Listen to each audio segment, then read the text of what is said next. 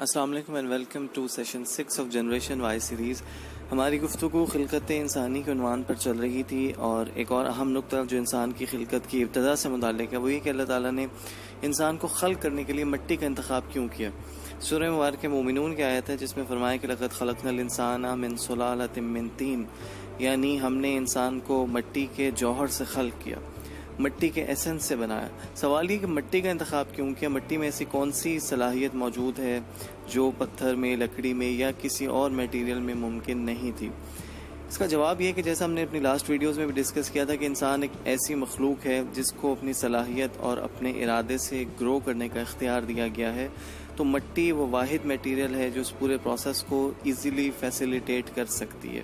اگر ایک بیج مٹی کے حوالے کیا جائے اور فیوریبل کنڈیشنز دی جائیں تو اس بیج میں موجود جو پوٹینشیل ہے مٹی اس کو گرو کروا کر ہمارے حوالے کر دیتی ہے. اگر سیب کا بیج پتھر میں رکھا جائے یا فرض کریں لکڑی میں یا پانی میں تو بیج خراب ہو جائے گا، لیکن یہی بیج اگر مٹی کے حوالے ہو جائے تو مٹی اس کو اس کے مکمل کمال یعنی سیب کے درخت تک پہنچا سکتی ہے.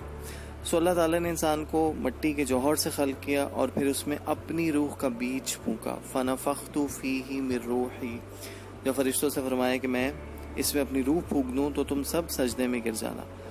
اب اللہ تعالیٰ کی اس روح کے اندر اللہ تعالیٰ کی تمام صفات موجود تھیں. اللہ تعالیٰ کے سارے پوٹینشلز جو اس کے صفاتی ناموں میں واضح ہیں وہ سارے کے سارے کمالات کا بیج اس مٹی کے جوہر میں سما گیا.